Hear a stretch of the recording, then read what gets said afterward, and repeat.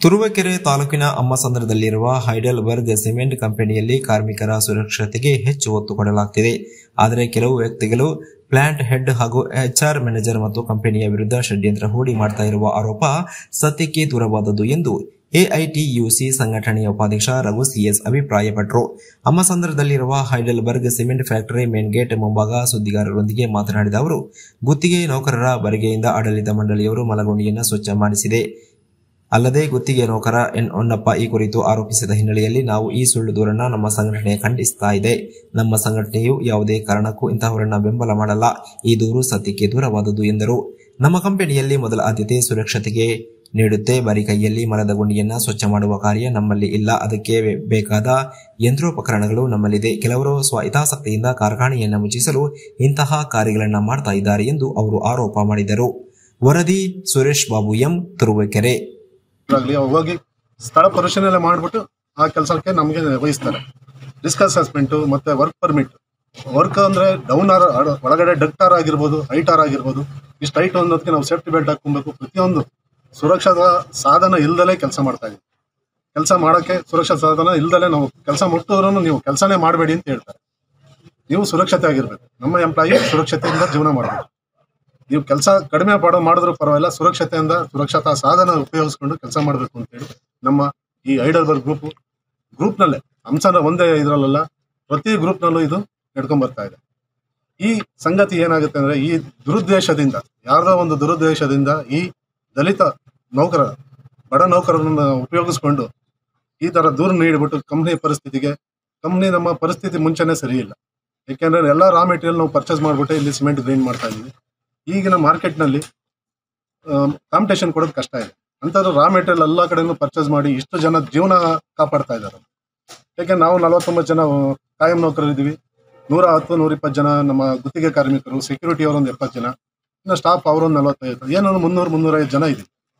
ಈ 350 ಜನಕ್ಕೂ ಈ ಕಂಪ್ನಿ ಬೇರೆ ತರ ಏನಾರ ಇದನ್ನ ಮಾಡ್ಕೊಂಡ್ರೆ, ಬೆಳಗ್ಗೆ ಎದ್ರು ಲೋಕಲ್ ಅಲ್ಲಿ ಇಶ್ಯೂಸ್ ಜಾಸ್ತಿ ಅಂತ ಹೇಳಿ ಬೇರೆ ತರ ಸ್ಟೆಪ್ ತಗೊಂಡ್ರೆ, ಕಂಪ್ನಿ ಏನಾರ ಬಾಕ್ಲಾಕ ಸ್ಥಿತಿಗೆ ಬಂದ್ರೆ ನಾವೆಲ್ಲ ಬೀದಿ ಪಾಲಿಗೆ ಬರ್ಬೇಕಾಗ್ತದೆ. ಇಷ್ಟು ಜನ ಜೀವ ಇಲ್ಲಿ ಕಂಪ್ನಿ ಮೇಲೆ ನಾವು ಅವಲಂಬನೆ ಆಗಿದ್ದೇವೆ.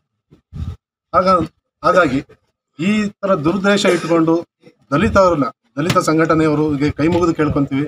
ಸತ್ಯ ಅಸತ್ಯತೆಗಳನ್ನ ಪರಿಶೀಲನೆ ಮಾಡ್ಬಿಟ್ಟು ಇಂಥ ಕಾರ್ಯಗಳು ಬಂದಾಗ ಪರಿಶೀಲನೆ ಮಾಡ್ಬಿಟ್ಟು ಮುಂದುವರಿಬೇಕು ಅಂತೇಳಿ ದಲಿತ ಸಂಘದವರಿಗೆ ನಾವು ನಮ್ಮಲ್ಲಿ ಮನವಿ ಮಾಡ್ಕೊಂತ ಇದೀವಿ. ಹಾಗೆ ನಮ್ಮ ಎಟಿಸಿ ಸಂಘವು 103 ವರ್ಷದಿಂದ ನಡ್ಕೊಂಡ್ ಬರ್ತಾ ಇದೆ.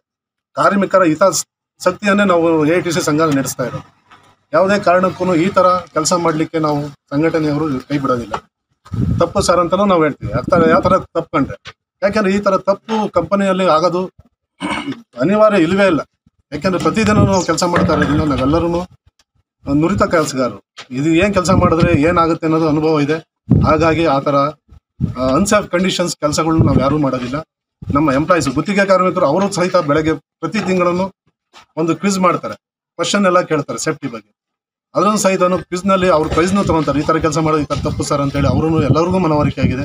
ನಾವು ಸುರಕ್ಷಿತವಾಗಿ ಮನೆಗೆ ತಲುಪಬೇಕು ಅಂತೇಳಿ ಮ್ಯಾನೇಜ್ಮೆಂಟ್ ಅಷ್ಟು ಸೇಫ್ಟಿ ಬಗ್ಗೆ ತುಂಬಾನೇ ಒತ್ತು ಕೊಟ್ಟುಕೊಂಡು ನಮ್ಮ ಸುರಕ್ಷತಾ ಜೀವನ ಮುಂದೆ ನಡೆಸಲಿ ಅಂತೇಳಿ ಇದು ಮಾಡ್ಕೊಂಡು ಹೋಗ್ತಾ ಇದ್ದಾರೆ.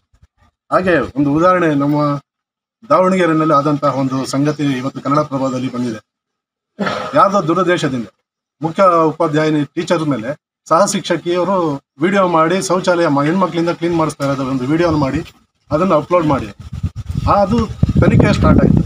ತನಿಖೆ ಸ್ಟಾರ್ಟ್ ಆಗಿ ಏನಾಗಿದೆ, ಅದು ಸತ್ಯಾಸತ್ಯತೆ ಗೊತ್ತಾಗಿದೆ. ಅಂದರೆ ಮೇನ್ ಟೀಚರ್ ಯಾರಿದ್ದಾರೋ ಅವ್ರನ್ನ ಅಮಾನತ್ ಮಾಡಿ ಅವ್ರ ಶಿಕ್ಷೆ ಕೊಡಬೇಕು ಅಂತ ಹೇಳಿ ಮಾಡಿದಂಥ ಟೀಚರು ಸಿಗಾಕೊಂಡಿದ್ದಾರೆ. ನ್ಯಾಯ ದೊರಕಿದೆ. ಇಲ್ಲಿ ಏನಾಗುತ್ತೆ ಅಂದರೆ ಅದು ಗೌರ್ಮೆಂಟ್ ಲೆವೆಲಲ್ಲಿ ಕೆಲಸ ಕೊಡ್ತಾರೆ. ಇಲ್ಲಿ ನಮ್ಮಲ್ಲಿ ಏನಾಗುತ್ತೆ, ಮ್ಯಾನೇಜ್ಮೆಂಟ್ ಇದು ಆಡಳಿತ ಇರೋದ್ರಿಂದ ಈ ತರ ಬರೋ ಕಂಡೀಷನ್ಗಳಿಗೆ ಕಂಪನಿ ಬೇರೆ ವಿರುದ್ಧವಾಗಿ ಏನೋ ಇದಾಯ್ತು, ಬೆಳಗ್ಗೆ ಇದ್ರೂ ಇದೇ ತೊಂದರೆ ಆಗ್ತಾ ಇದೆ, ನಮಗೆ ಕಂಪ್ನಿ ನಡೆಸೋದು ಕಷ್ಟ ಆಗ್ತಾ ಇದೆ ಅಂತ ಹೇಳಿ ಬೇರೆ ಡಿಸಿಷನ್ ತಗೊಂಡಾಗ ನಮ್ಮ ಇಲ್ಲಿ ಏನು ಅವಲಂಬನೆ ಆಗಿದೀವಿ ನಾವು 400 ಜನ ಇರ್ಬೋದು. 400 ಜನ ನಂಬಿ ಇನ್ನೊಂದು ಫ್ಯಾಮಿಲಿ, ಅವ್ರ ಅಂಗಡಿ ಮುಗ್ಗಟ್ಟು, ಇವರೆಲ್ಲರೂ ಆರ್ಥಿಕವಾಗಿ ತುಂಬಾನೇ ತೊಂದರೆ ಅನುಭವಿಸ್ಬೇಕಾಗ್ತದೆ. ಹಾಗಾಗಿ ನಾವು ಎಲ್ಲ ಸಂಘಟನೆಗಳು, ಎಟಿಸಿ ಸಂಘಟನೆಗಳು, ದಲಿತ ಸಂಘಟನೆಗಳಿಗೆ ಮನವಿ ಮಾಡ್ಕೊಂತೀವಿ.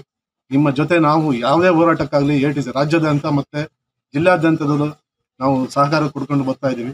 ಹಾಗಾಗಿ ತಮ್ಮಲ್ಲಿ ವಿನಂತಿಸಿಕೊಳ್ಳೋದೇನೆಂದ್ರೆ ಯಾವುದೇ ಕಾರಣಕ್ಕೂ ಇದನ್ನು ಪರಿಶೀಲನೆ ಮಾಡಿ ಸತ್ಯ ಇದ್ದರೆ ಮಾತ್ರ ಸಹಕಾರ ಕೊಡಿ ಅಂತ ಹೇಳಿ ನಾವು ನಿಮ್ಮ ಜೊತೆ ಬರ್ತೀವಿ, ನಿಮ್ಗೇನೋ ಸಹಕಾರ ಬೇಕು ಅಂದ್ರೆ.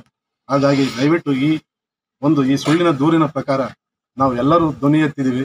ಮುಂದೆ ಏನಾರ ಆದ್ರೆ ಕಂಪನಿಗೆ ಅನಾಹುತಕ್ಕೆ ಬಂದರೆ ನಾವು ಜವಾಬ್ದಾರರಾಗಿ ನಾವು ವಿಷ ತಗೊಳ್ಳೋ ಸ್ಥಿತಿಗೆ ಬರ್ತೀವಿ, ಮನೆ ಮಕ್ಕಳು ಮತ್ತೆ ಹೆಂಡತಿ ಮಕ್ಕಳೆಲ್ಲ. ಯಾಕಂದ್ರೆ ಎಲ್ಲರಿಗೂ ಸಹಿತ ಚಿಕ್ಕ ಮಕ್ಕಳು ಇದಾರೆ ಇನ್ನು.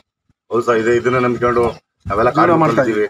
ಹಾಗಾಗಿ ನೀವು ಅದನ್ನ ಪರಿಶೀಲನೆ ಮಾಡಿ ನಮಗೆ ಇನ್ನು ಮುಂದೆ ಯಾವುದೇ ಈ ತರ ದುರುದ್ದೇಶದಿಂದ ಯಾವುದೇ ಕಂಪ್ಲೇಂಟ್ ಬಂದರೂ ಸಹ ಪೊಲೀಸ್ ಅಧಿಕಾರಿಗಳಾಗಲಿ ದಲಿತ ಸಂಘಟನೆಗಳು ಯಾವುದೇ ಸಂಘಟನೆಗಳು ಸತ್ಯತೆಗಳನ್ನ ಪರೀಕ್ಷೆ ಮಾಡಿ ದೂರನ್ನು ನೀಡಲಿಕ್ಕೆ ಅಂತ ಹೇಳಿ ಈ ವತಿಯಿಂದ ನಾವು ತಮ್ಮಲ್ಲಿ ವಿನಂತಿಸಿಕೊಳ್ತಾ ಇದ್ದೀವಿ. ಇಲ್ಲಿ ದಲಿತ ಸಮುದಾಯ